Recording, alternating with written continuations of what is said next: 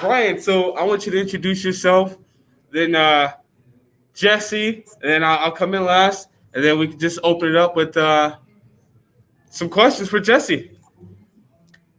You ready? Sounds good. I'm real simple. I'm Bryan Feldman. I host Out of Line on Fox Sports Radio Sunday mornings, and Jesse Merrick's the man, though. Channel 3, man. Look at who I get to play host with, and Mike Dixon of the Vegas Sports Daily. I'm in good hands today. Hey, man, Bryan, you guys. We got some Monday Night Football action with the Bengals, and what do you guys think about Joe Burrow's performance so far? So far, he's looking pretty good, man. That kid, I mean, he came out and impressed in the first week of the season against a good Chargers defense. Obviously, on this first drive down here in the game to open up the game, took him, I think he ate up like 8 minutes worth of clock or something like that. But he looks like the real deal. Just got to get him a better supporting cast. I think that's really all it is. Yeah, I agree with you, Jesse. I think that Joe Burrow's the real deal, Mike. I think that this kid has everything it takes to be a quality quarterback in the NFL. I know really we saw basically Joe Burrow one real good year in college, but he's got all the tools. He makes the right throws. He makes the right decision. He even knows when to tuck and run at a very young age and how to get down and not get himself hurt. Very, very cerebral quarterback with all the tools to become a superstar in the NFL. The problem is, as Jesse just alluded to, he plays for the Cincinnati Bengals. And, I mean, my God in heaven, that team has been looking for their old identity from back in the 80s, since Boomer Esiason. They've been looking for an identity. And I think they've got one now. And I think Joe Burrow is going to come into his own. I know A.J. Green's on the other side of his career, but you got a pretty young – in Tyler Boyd, you got a pretty good young receiver on the other side. You got a pretty good cast of characters. I think they need to beef up the offensive line, get this kid some protection.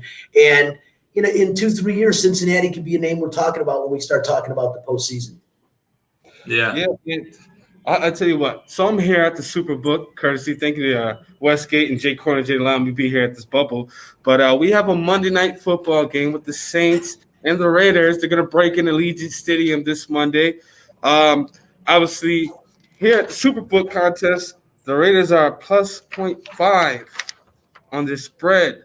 We'll open up with you, Jesse. Who do you like to win that game and why? Man, I mean, I don't want to make Raider Nation mad, but I got the Saints to win it, much like a lot of people probably will. The Saints are one of the best teams in the NFL. The Raiders are up and coming. They still got some work to do, but they could make a really big statement if this is a close game, that's for sure. And they're going to be coming with the juice. This week in all the interviews they've been saying it's BYOJ, bring your own juice because you got no fans, all that stuff. So they're definitely going to come out fired up. We'll just see how much they can sustain it against, again, a Saints team that's got one of the best rosters in the league right now. Bryan, I'm going to say I echo the sentiments. I am still not 100% sold on the Raiders, but I'll tell you what, if they were peddling, they peddled some pretty good goods last Sunday in Carolina. Not that I think the Panthers are a really good team, but I thought we saw a good Raiders team on the road. Derek Carr, who I have had a question mark next to ever since his great season when he hurt his knee. I said, I just don't know that he's the long-term answer. I think I might have to start eating those words soon. It's quarterbacks that keep praising a guy like Derek Carr. I hear Phil Simms praising him. In my own studio, my co-host, Caleb Herring, a former quarterback at UNLV, says the guy makes all 4 throws necessary with accuracy to be an NFL quarterback. I think maybe I got to start being a little bit more objective when it comes to Derek Carr. But this Raiders team really can make a statement. I don't think very many people respect the Carolina Panthers. The question mark is still out on Teddy Bridgewater. Everyone knows Christian McCaffrey is probably the best all-around back in the league. But other than that, the Carolina Panthers aren't expected to do much. The Raiders this week will really show their intestinal fortitude against the team like the Saints, their first game in their new town, even though it's going to be in front of 150 media members, it's still going to be a pretty exciting battle, and we're really going to see Derek Carr. There's no excuses this year for John Gruden. The defense maybe is a little bit suspect, but offensively, they've shored up that offensive line. I understand you're missing Incognito, but they can do without him in his mouth. But as far as the rest of the team goes, Josh Jacobs, we saw him. Now, granted, we're seeing a limited a limited sample size against Carolina, but we saw last year what this kid can do when he's healthy, and I think we're just going to see him continuing to get better. My God, I didn't expect out of Riggs when we got the very first game. I hope he's okay. He did take a pretty good beating in that game against Carolina, but boy, did we see this guy's wheels and how much difference raw speed can make. And then again, Darren Waller, you want to talk about a guy that came out of nowhere last year and really came to his own. When you talk about the best tight ends in football, yeah, you're going to talk Travis Kelce. Yeah, you're going to talk George Kittle. You're going to talk Mark Andrews, but you better damn well talk Darren Waller as well, because this guy is as good as it gets at the tight end position in the National Football League. Not only is he a great receiver, watch him on the line. Darren Waller clears some space, too, for not a monstrous guy. I really like what I saw in game one, and I'm really, really excited for this test in game two. I mean, the bottom line is, can the defense get to 140-year-old Drew Brees? That's going to be the question. And, Drew Brees played great last week. I won't say great. Played above average last week against the Tampa Bay Buccaneers. But we saw at the end of the season what a full NFL season did to Drew Brees when the Saints got in the playoffs last year. I don't think we're going to see anything different this year. I think a quarterback of that age can get through a 12-game season. I think when you're asking him to play 16 games in playoffs, the Saints aren't going anywhere this year. And remember, I said that Drew Brees and Tom Brady need to go play golf. They really do, guys. Oh, man. Bringing the heat on the old QB. Absolutely. So, Jesse, Brian kind of alluded to this already with Josh Jacobs, and he kind of picked up where he left off last year. And if you head over to VegasSports.com, Andrew Wyman dropped that story today. And he proposed a question to our readers and viewers, and that is Josh Jacobs a legitimate NFL MVP candidate this year?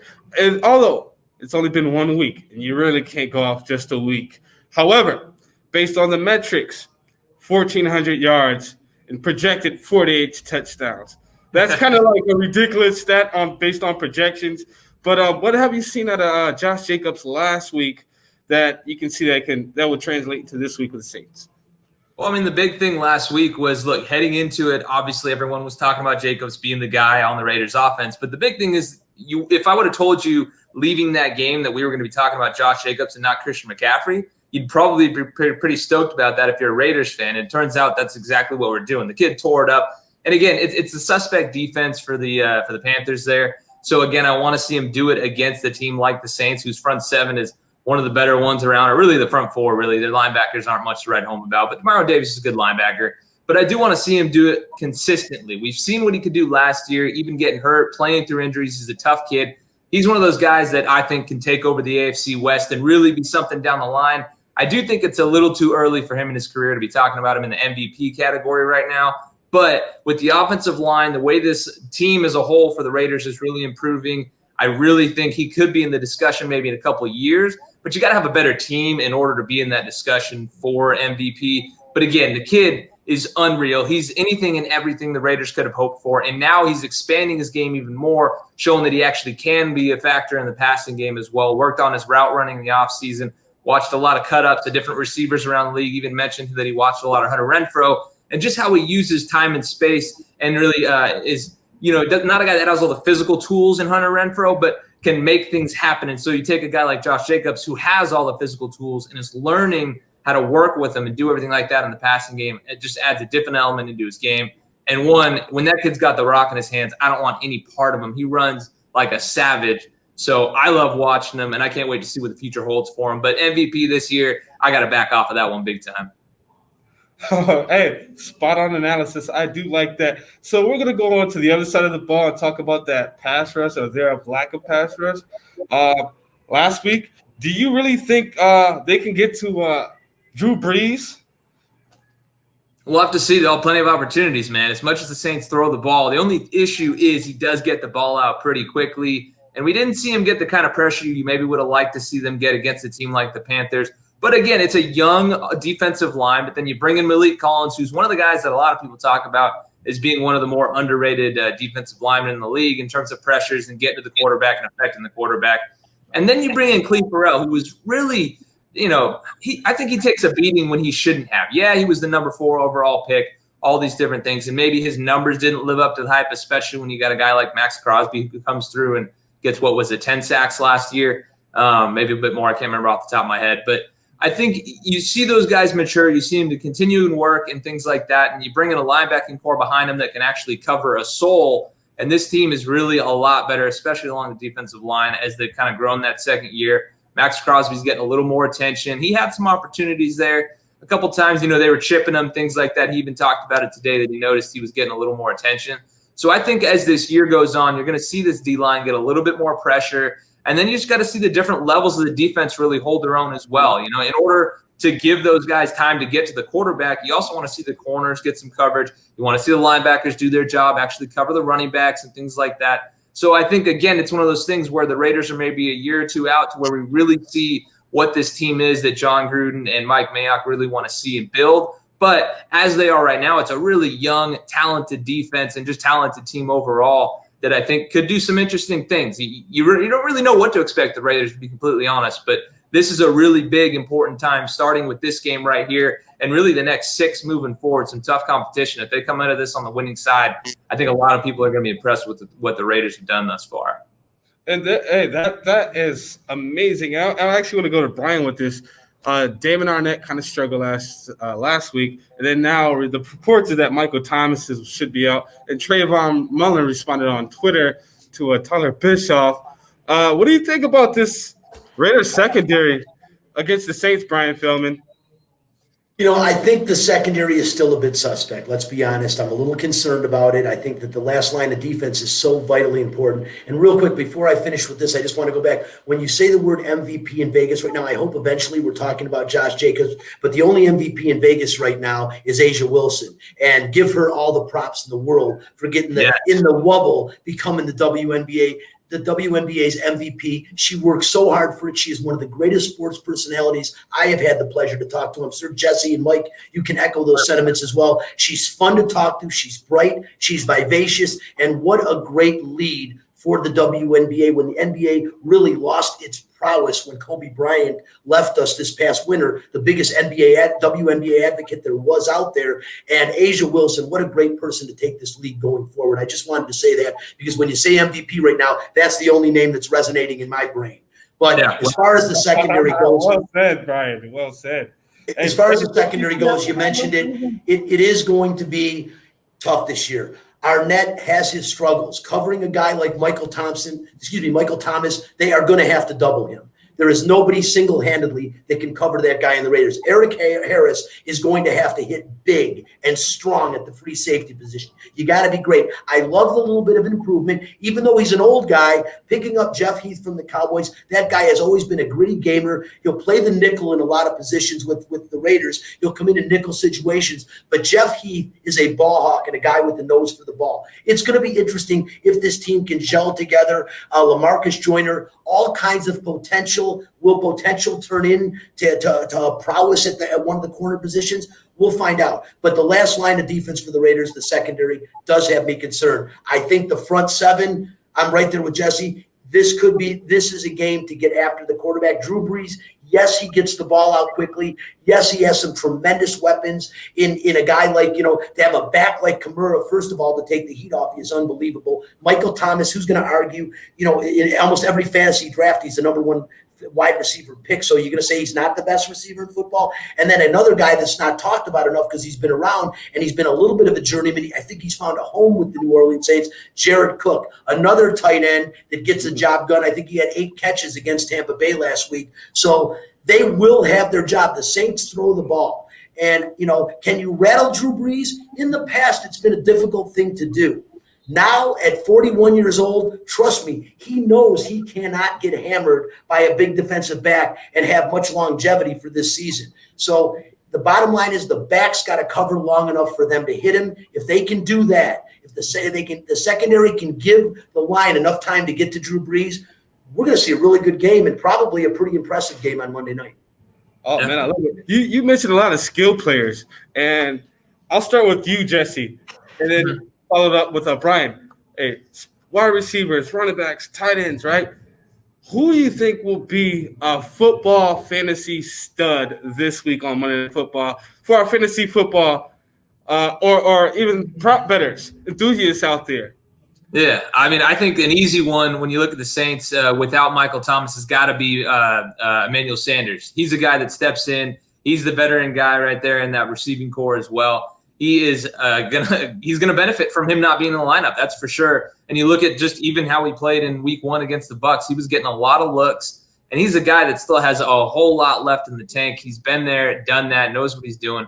So he's a guy that I think he's not going to be available in any leagues at this point. But if you got him, obviously you better start him. For the Raiders, I think an interesting one is going to be Darren Waller, just simply from the fact of he's a matchup nightmare for everybody on that defense. And he's going to be one of those guys that the Raiders are going to have to lean on in this game because they got to get something going. Obviously, Josh Jacobs. But with Darren Waller, they're going to be looking for him early and often, using him in so many different situations, much like we saw the previous week. Brian, what do you think? I think the same thing. I think we learned last week that a must start in any game, no matter who they're playing or no matter how their defense is Josh Jacobs. If you have him, he better be one of your starting 2 running backs, no matter what. The same thing on the other side of the ball. Alvin Kamara, I don't care who they're playing. That guy, I hate saying this, especially being from Detroit, but when he is playing at the top of his game, he is the closest thing I have seen to Barry Sanders since Barry Sanders. I mean, this guy can stop and start on a dime. He has tremendous cutting ability. The difference between Alvin Kamara and Barry Sanders, Alvin Kamara might be a little low compact guy, but he'll run over you too. So he's another guy that I think that you want to start all the time, of course. And Jesse stole the thunder. Emmanuel Sanders, man, that guy just year in and year out, we bypass him. We think, okay, it's another year under his belt. He's too small. He's too this. This guy just flat out is a football player. And he is not scared to go over the middle, and he'll also beat you over the top. So he is a guy that you want to start this year. The only difference without Thomas on the other side, it gives you an opportunity to double a guy like Sanders. And as good as Sanders is, he's not a guy that's going to play well with a double team. If the Raiders are smart, they double him and make somebody else beat him. And Jared Cook is a guy that you're just going to have to count on your weakest defensive back covering because, he's going to be a problem for a linebacker. But, another guy that I wouldn't sleep on, I mean, they're going to, Drew Brees, I don't look at Brian, let me interject right here. Do you expect Jared Cook to have a bit of a rival? I won't say a rivalry. I'm sorry. A payback game for the Raiders letting them go? It's just a little payback for John Gruden, Mike. Mike, I think it's a really good point, and Jesse will probably echo these sentiments. You look throughout, not just football, any professional sport, when a guy goes from one team to another, we saw the prime example of the Vegas Golden Knights and the expansion team 3 years ago. When you are a cast-off and you're kind of let go, and it's not like you're a heavily pursued free agent. You're a guy that's expendable. You go to another team and you want to show first of all, you want to show off to your other team, which he did in Game 1 against Tampa. Now he gets to play his former team. Yes, I look to him, Mike, as a guy that if you've got him, which I do, I will be starting Jared Cook this week for sure. I like that pick a lot. But, again, I was going to say a fantasy guy that I like, and I want your guys' opinion. The guy I was putting down a little earlier, and I said I got to give some more credit to, Derek Carr. Your first game in a new stadium, I don't care whether there's fans there or not. It's Monday Night Football, and you're in this unbelievable, arguably the greatest stadium in the United States, and you're in this building for the first time. That should light you up. And Derek Carr could go off for 340 yards and 3 touchdowns this week for fantasy owners. And I just think because he's a pro player, man, if you're not excited to play in this game Monday night, I don't care if there's only mice watching the game. If you're not excited to play in this game Monday night, then, you're really not that good. No, it's true. You got to bring your own juice, but it doesn't take much to get you excited for one, Monday night, but two, when you're opening up your own building in a new city with everything that surrounds it. You also got Vegas having the Killers play on top of Caesar's Palace. I mean, it's cool, man. Get thrown into it. It's wild. And so they're fired up. You don't have to question anybody on that one. That's for sure. And I think Derek Carr, I think he'll have a good game. Hey, Jesse, you're obviously you cover the practices. Yeah. Did you see anything that stood out to you this week with the Raiders? Yeah, I mean, to be completely honest, we don't see a ton of practice. We watch the stretching and things like that. But just the thing that I've noticed is, again, this is a team that's another year older. They're not scared or anything like that. Max Crosby even said it. He's like, look, man, the Saints are one of the better teams in the league. He noted that. But he said, we're not scared. Like, this is the NFL. Everybody is the best of the best. And, they've got that swagger back. And I think that's a swagger that's probably been missing for a while, or at least the one that's really been missing any like oomph behind it. You know, you can always say these things and say that you're not scared, that you're going to go in there and compete, all these things. But I think this is the first year in quite a while that they can say that, and people actually believe them because they've got the dogs in the stable to really kind of back them up on that one. So just it's maybe a cop-out to say that, yeah, they can compete with these teams and things like that. But now I think the Raiders do enter a lot of these games as a coin flip to where, hey, look, you can say, yeah, they may be a dog or they whatever it is, but they're going to be able to compete in every single game, and it could honestly go any way. But again, I think this team and what they have in Henry Ruggs is going to add an entirely different element into games specifically like this, because you have to honor the speed that he has, the fastest guy in the draft. If not the fastest guy on the field, he's going to be one of them, that's for sure. And the way that they used him last week, they had him lined up all over the place as well. So the Raiders just have so many more multiple personnel groups that they can throw out there. So that alone makes it tougher on defenses. So I'm real excited to see just how this offense does against a defense like that with all the pieces of the puzzle that they've got with them. They give up a lot of points on that on the defensive side of the ball, the Saints. So you're definitely right. And Henry Ruggs is my X factor for this game because his first reception as a professional NFL wide receiver, I thought it was fantastic. He was just about 2-3 yards away from getting that touchdown on that 45-yard reception. So took a hell of a wallop too. I'm sorry? He took a hell of a wallop too when he finished right before the end zone. You know, and for a rookie to get it, that was his first real NFL game contact, and he got up and recovered, made another nice catch, and got hammered too. So you really like to see a rookie taking the abuse that you take in the NFL and continuing to get up. And a lot of times you can see they take that first NFL hit, and some guys are never, ever the same because as hard as you get hit in college, the best players you play against are the average players in the NFL. And you really get a wake-up call in a hurry to the different level of play from college football to the pro. And one of the other things, before I forget this thought, Mike, and I hope it's okay, how cool is it, Jesse, Mike, Javen White getting called back for the practice squad? I mean, not just for the UNLV, but for the Raiders, for us in general. You know, one of the very few players of UNLV players who made it. And to see an undersized guy, 6'3", 208 pounds soaking wet, to see him play in the National Football League, which eventually he will be on this roster as a special team player and may even find his way into the secondary for this team, depending how it goes. You know, the one thing I said about Javen White when I used to watch him on the sidelines at UNLV, even when they were getting blown out, Jesse, you know, you were down there as well. Many times we saw each other down there. Did you not see, was this guy not constantly fired up? I didn't care if they're down 3 touchdowns. His motor never turned off. I said it a long time ago, a heart and a motor can make a small player an NFL player. That is Javen White. Yeah, to pop in there just on your point there, that kid has no give up in him, and he has the fuel tank is like 150% full all the time. It's wild, and he's one of those guys. I think he'll stick at linebacker. But what they've said and what Mayock even said after they were establishing their practice squad, all that different stuff is he said he's a guy that needs to build some more strength and put some weight on. So he's one of those guys when he does put the weight on, I think he'll be that hybrid linebacker, safety coverage type of guy, kind of like what they've got in Corey Littleton. And we'll see kind of what that develops into for him. But he's a guy, watch for him to put some pounds on, and you can be pretty impressed. Even just from him leaving UNLV to when he was on the practice squad, when I was at practices watching him and things like that, he already looks bigger. So you give him a full year under his belt to continue to pack the pounds on and work with an NFL strength coach. I think next year we're going to be seeing a very different Javen White, and I would not be shocked to see him make the roster at all. It's awesome. One thing I am joined by Jesse Merrick of News 3 and Bryan Feldman of Fox Sports Online. Jesse, what do you guys got coming up for Sunday's program post-game show on News 3? Yeah, well, hey, every week, we've got the Sunday Night Football game on NBC. So after the game, we'll be coming on doing a full segment on the Raiders and kind of anything and everything surrounding them. Obviously, this week it's a bit different because we don't have a game that we're coming out of for the Raiders. So we won't be recapping the game, but we'll be previewing the game that we've been talking about.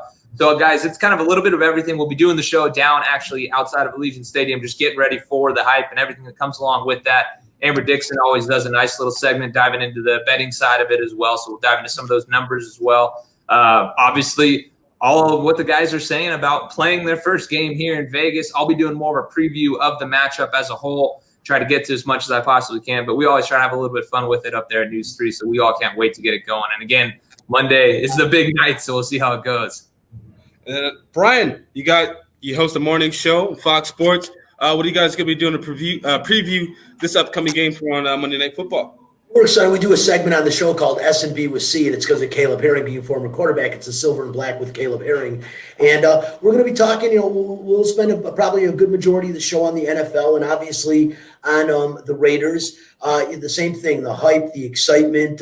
We'll do a little bit on the Golden Knights and kind of have our wake for them as well. And, your guys' thoughts on that too with, I got to believe internally the Raiders fans were kind of pulling for the Knights to be out of it because it would have they would be in the Stanley Cup Finals at that time, and it would take away from the Raiders Monday Night Football game. So I'm sure they're not upset that the Knights are out of it. So we'll do a little bit of that, but a lot of Raiders talk this week. Maybe a surprise. Might have another Raiders guest. We had Rod Martin on last week, one of the greatest Super Bowl performances ever, I think, in Super Bowl 14 or 15 it was when he intercepted 3 passes. But I'm just excited. I'm excited not just about the show, this whole thing. I love the vibe in Vegas. I just wish we were in a time and error of what's going on in our country and across the world, obviously with the pandemic that is starting to wind down, but is still kicking us in the face. I think we'll all be more excited when that happens, when they actually open up the stadium and open up games to fans again. But Mike, we're just going to be talking about how excited we are in Las Vegas and how proud we are that we get these opportunities now. And as a Las Vegas transplant, I've been here since 2004 from Detroit. I am so proud of the city. And so proud to be a part of this city, man. From way back, a couple of years ago when we had that terrible tragedy on October 1st to today, the pride that I feel of being now a Las Vegan in this time is exponential. And to see the Raiders come here, man, I mean, I'll blow a tear in a minute being a sports fan. I am that excited and that happy and that proud right now of our entire city and what we've done. And we'll express a lot of that on Sunday morning. Oh, man, that's absolutely beautiful. I just want to give a big thank you to Jeremy Long, one of the best producers in Las Vegas. So with that said, Bryan, let me get a final score prediction from you for Monday Night Football. I cannot believe I'm going to say this. Raiders 27, Saints 24. Ooh, I like that. I can't believe it. I honestly can't believe it myself. I'm going against the old man and being an old timer myself. You'd think I'd be pulling for him, but hell no, I'm pulling for the Raiders. I do believe it's not speaking with my heart. I really think first game in this season, just the way cosmic energy works and stuff, I just think they're going to come in there and they are really going to stand on their heads to win this game, and they're going to find a way to pull it out. I believe that. I think they'll get a win in game 1. I do. So 27-20 prediction from Bryan Feldman. Yep. And then Jesse, what about you? I got to go 31-24 Saints win this one. But I think it'll be an interesting game. I think closer than many people may think. But then you need a boo sound effect. You got a boo sound effect. Bryan said I'm so fired up for the Raiders to be here. But I just gotta be a realist in this situation, man. I think the Saints are gonna get this one. And I would love to be wrong. But I gotta take the Saints in this one. If I'm putting money down, I'm taking the Saints on this one. It's a safe pick, Jesse, for sure. Yeah. I treat every prediction and bet as if I'm putting down $1,000. That way, I'm all in. But so my name is Mike Dixon. You can find me on Twitter at Mike. Hey, Dixon. Mike, you wait. You got to give your prediction. Don't leave me and Jesse hanging. Let's throw it out there. All right, very simple. I'm taking the Saints. You all right? I'm taking them with. I think they're going to win by 10 points, 30-10. I'm sorry, 30-20. Saints. Okay. 20, all right. I'm probably going to be wrong, but we all hope I'm right. Right? Yeah, I hope you're right. I'm trying to be impartial as possible. However, I can't believe I just said that. I'm going to go home and wash my own mouth out with soap. I can't believe it. Hey, we'll just tweet at you if your prediction is right, though. Hey, so we got you on the record. But my thing is, so you can, Jesse, where can we find you at online or social media and the rest of your content?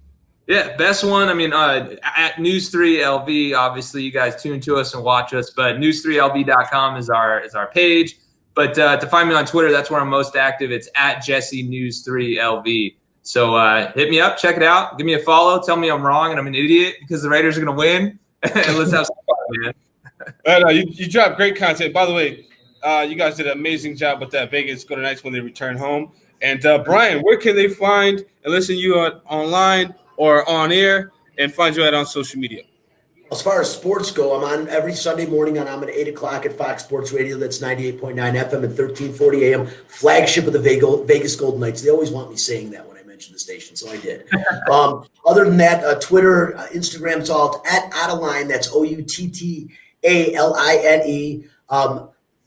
Fox Sports LV is where you can find that. And then on Friday nights, if you're buying a home or refinancing a home, I do a mortgage real estate show on Friday nights on KSHP 1400 AM at 6 o'clock, and I'll be on tomorrow night. And I'll probably be talking about the Raiders and the Knights, and I get into too much sports in that show anyways, but come on, what am I supposed to do? And the real estate market because of the Las Vegas Raiders. I actually seen a very interesting article today from a local outlet that said that the real estate has bumped up because of the Raiders. So, hey, if anything, if you build it, they will come.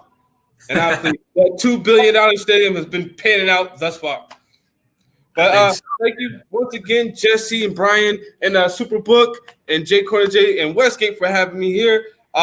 Look forward to see you guys Monday night. Thanks again for joining us on VegasSportsDaily.com. Pleasure and great seeing you guys. Looking forward to it.